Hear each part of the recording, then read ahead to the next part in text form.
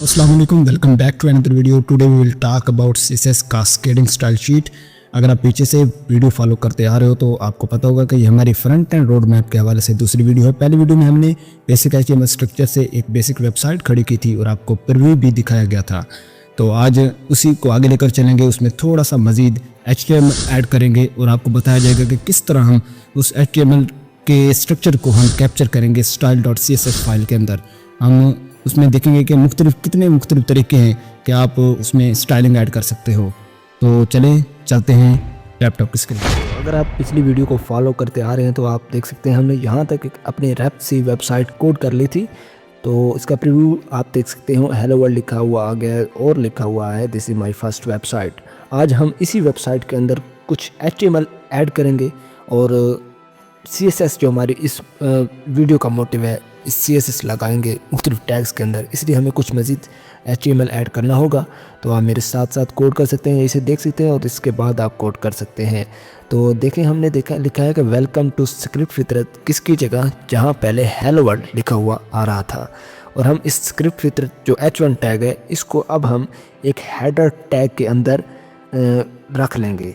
ये अच्छा होता है प्रैक्टिस के आप चीज़ों को ऑर्गेनाइज़ करते हैं। यार आप देखते हो ना, वेबसाइट्स के कुछ सेक्शन बने होते हैं। ये पहला होता है हेडर होता है, फिर उसका मेन सेक्शन जो दरमियान वाला होता है, उसके बाद होता है फुटर। अब हेडर में जो चीज़ आप देखते हो, नैब बार भी उसी के अंदर आती है। तो हम पहले H1 टैग को यहाँ से करेंगे कट करने के बाद उसी हेडर टैग के अंदर पेस्ट कर देंगे ताकि ये अपनी जगह बैठा रहे, इधर उधर छेड़खानी ना करें। तो इसके बाद हेडर टैग के अंदर पेस्ट करने के बाद हम क्या करेंगे, एक नैब बार लगाएंगे। अब नैब बार, जिस तरह मैं पहले कह चुका हूँ, नैब बार में कुछ बटन होते हैं, नेविगेशन से निकला है नैब बार कि उन बटन को दबाने के बाद आप वेबसाइट्स के मुख्तलिफ पेजेस पर जा सकते हो।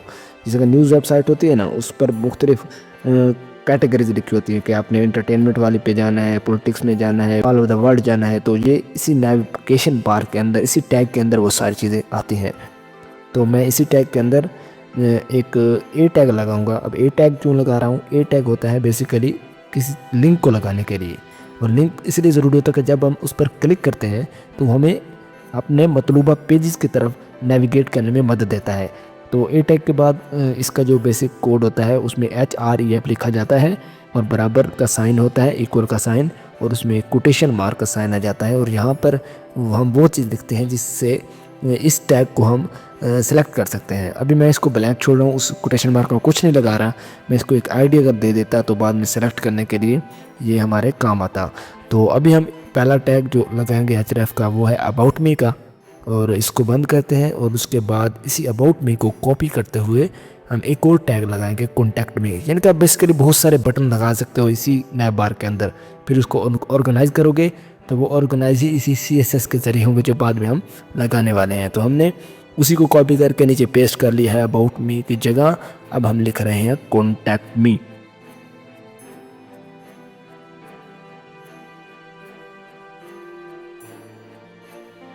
उसके बाद हमने एक सेक्शन टैग बनाया है नैब बार के नीचे। अब ये मुख्तलिफ सेक्शन में हम यानी कि डिवाइड कर सकते हैं। हमारा हीरो सेक्शन क्या होगा, जिस तरह आप देखते हो फ्रंट पे पोर्टफोलियो वेबसाइट में बेसिकली होता है हीरो सेक्शन, जहाँ पर उस बंदे की तस्वीर लगी होती है, उसके बारे में थोड़ा बहुत लिखा होता है, इंफॉर्मेशन वगैरह। तो मैं वैसे सेक्शन टैग के अंदर एक H2 टैग लगा रहा हूँ। अब H1 और H2 अगर आपको नहीं पता तो आप ये समझ लें कि H1 बड़ा टैग होता है जो हेडिंग के लिए इस्तेमाल होता है, H2 उससे छोटा होता है, यानी कि उसके फ़ॉन्ट छोटा होता है। तो H2 में हम लिख रहे हैं अबाउट मी, हमने रखा है इसको सेक्शन टैग के अंदर। अब नीचे जो लिखा हुआ है P tag this is my first website, इसको हम यहाँ से करेंगे कट करने के बाद हम इसको H2 के नीचे पेस्ट कर लेंगे, जिस यानी कि सेक्शन टैग के अंदर।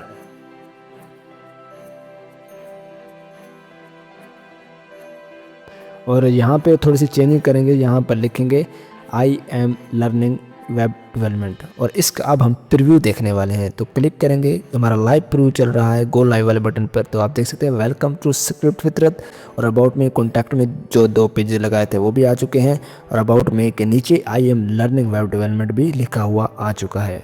तो हमारा जो बेसिक हमने करना था इतना कुछ काफ़ी है HTML CSS को लगाने के लिए।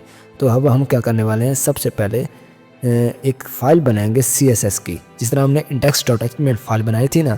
तो अब हम प्लस के साइन पर जाकर यहाँ पे एक फ़ाइल बनाएंगे style.css। अब जितनी स्टाइलिंग, जितनी कलरिंग हम देंगे इस वेबसाइट में, वो सारी इसी फाइल के अंदर आ जाएंगी। तो ये देखें अभी ब्लैंक है, बिल्कुल ही ब्लैंक नज़र आ रही है। ये फाइल हमने बना ली। अब इसमें कोड करेंगे, थोड़ा सा कोड लिखेंगे। उस कोड को लिखने के पहले ये, तो इस वीडियो का सबसे पहला सेक्शन जो है selecting an element bye tag name. आप देख सकते हैं यहाँ पे मैंने पी लिखा हुआ है, यानी कि पी टैग जितने भी होंगे उसका कलर ब्लू हो जाएगा अगर हम उसके अंदर सिर्फ कलर ब्लू लिख देंगे।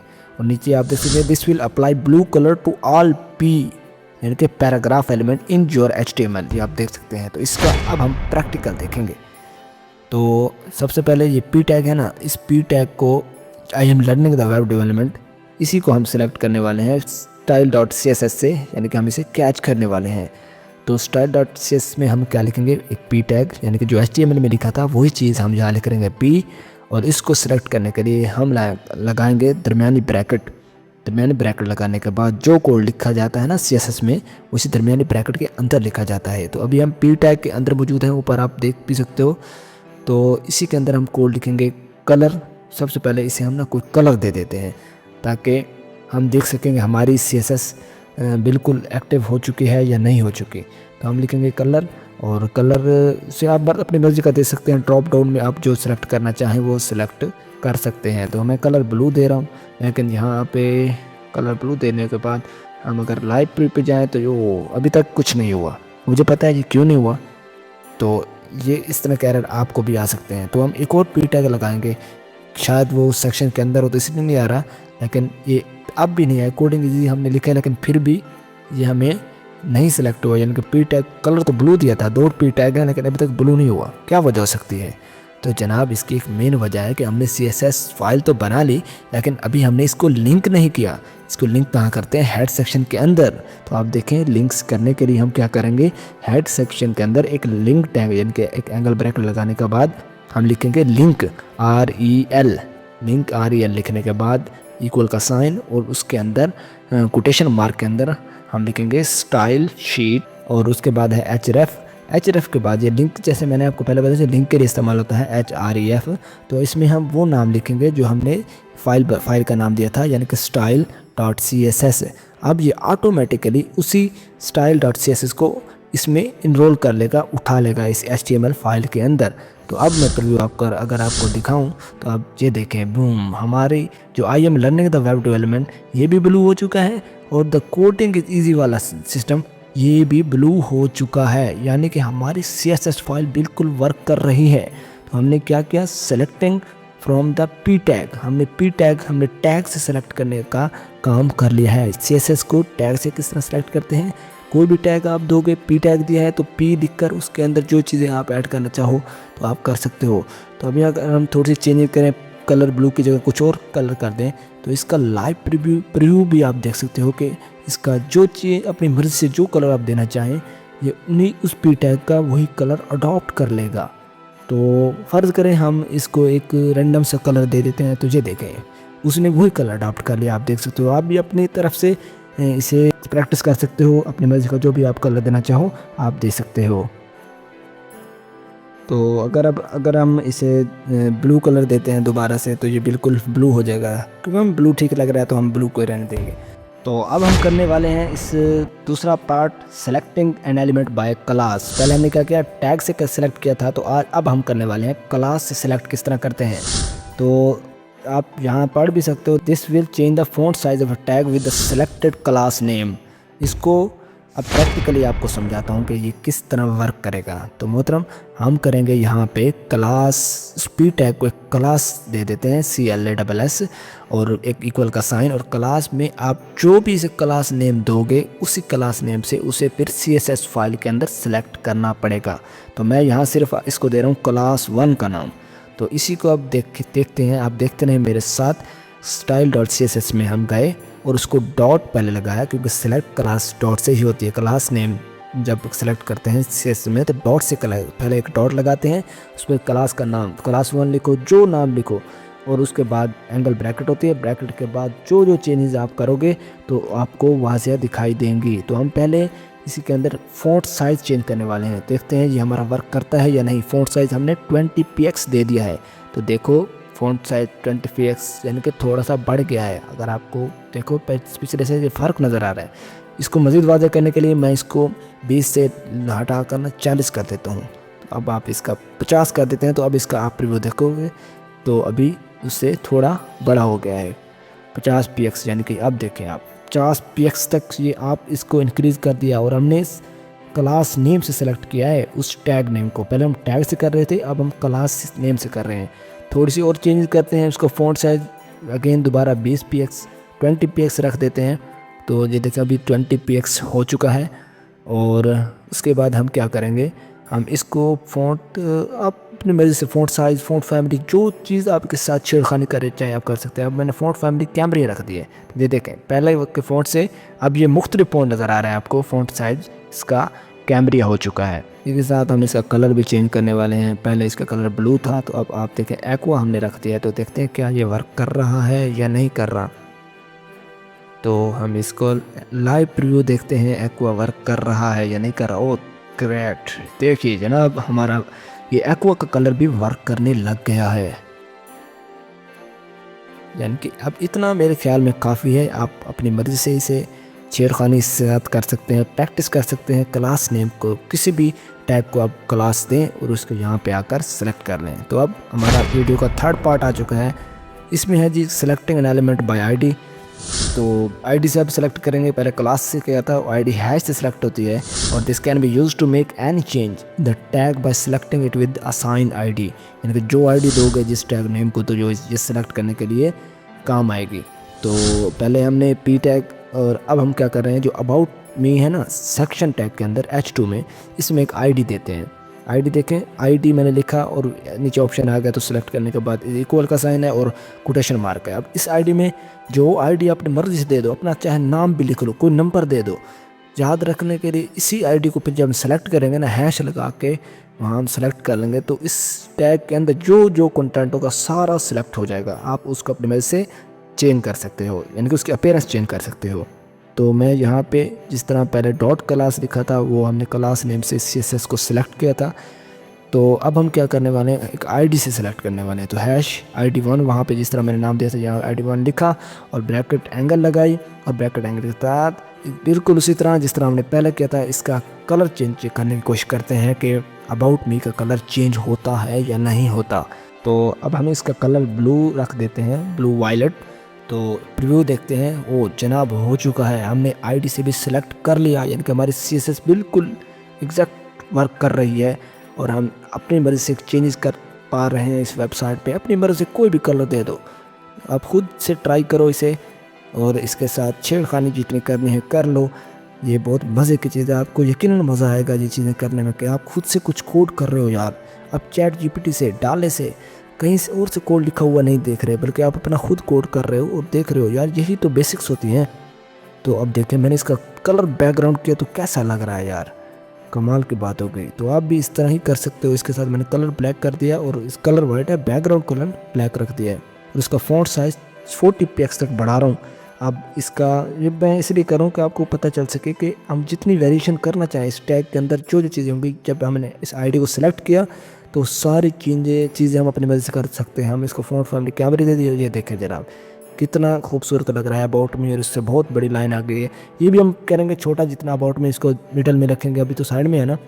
तो ये सारी चीज़ें हम करेंगे अगर आप मेरे साथ रहते हो, ट्यूटोरियल्स को केयरफुली वॉच करते हो, कोई पार्ट स्किप नहीं करते, और अगर आप दिल से सीखना चाहते हो तो आप ये सारा कुछ कर सकते हो। तो इसी तरह मैंने जिस तरह आईडी में किया था, तो मैं चाहता हूँ कि वहाँ भी कुछ क्लास नेम से जिस टैग को पहले हम तरतीब तब्दील कर रहे थे, उसमें भी हम कुछ कलर, बैकग्राउंड कलर डालते हैं और देख लेते हैं कि वो हमें प्रीव्यू कैसा मिलता है। तो जनाब देखें ग्रेट, हमने एक ऑरेंज कलर का बैकग्राउंड लगाया और कलर उसको वाइट दे दिया। तो बिल्कुल ही बेहतरीन सी वेबसाइट हमारे सामने आ चुकी है। अब हम क्या करेंगे, हमने क्लास से सिलेक्ट कर लिया, हमने आईडी से सिलेक्ट कर लिया। अब बारी है इनलाइन CSS की।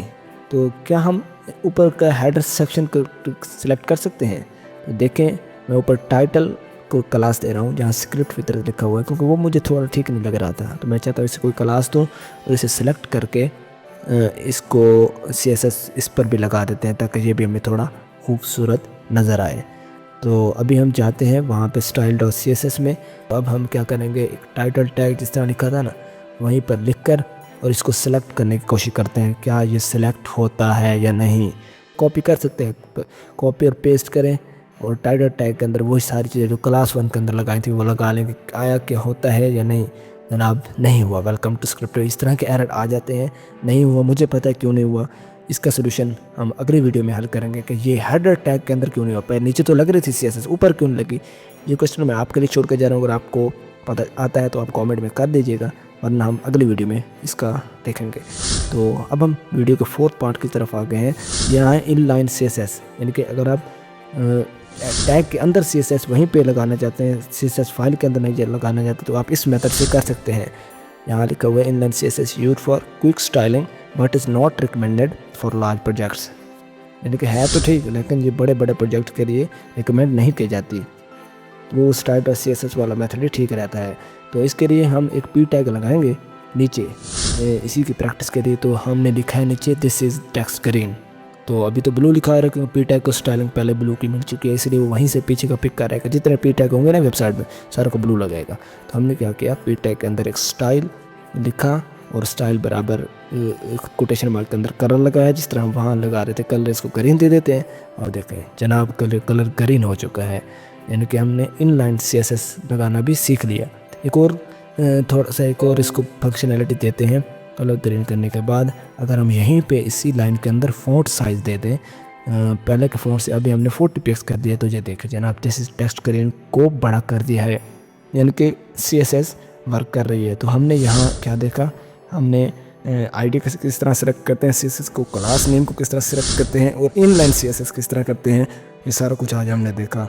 तो अगर आपने यहाँ तक देखा है तो कॉन्ग्रेचुलेशन, आप एक बेसिक्स को समझ गए होगे। तो फिर भी आपको समझ नहीं आती आप कमेंट कर सकते हो, तो मैं आपको कमेंट का जवाब दूंगा। और अगले वीडियो में हम करेंगे जो पिछले क्वेश्चन मैंने छोड़ा है आपके लिए, वो उसको भी सॉल्व करेंगे और हम जावास्क्रिप्ट की तरफ जाएंगे और हमारी front end development road map इंशाल्लाह सक्सेसफुली थोड़े अर्थे में हम कवर करने वाले हैं। तो साथ रहिएगा नेक्स्ट वीडियो तक। इस वीडियो को लाइक करें, शेयर करें और सब्सक्राइब करना ना भूलें।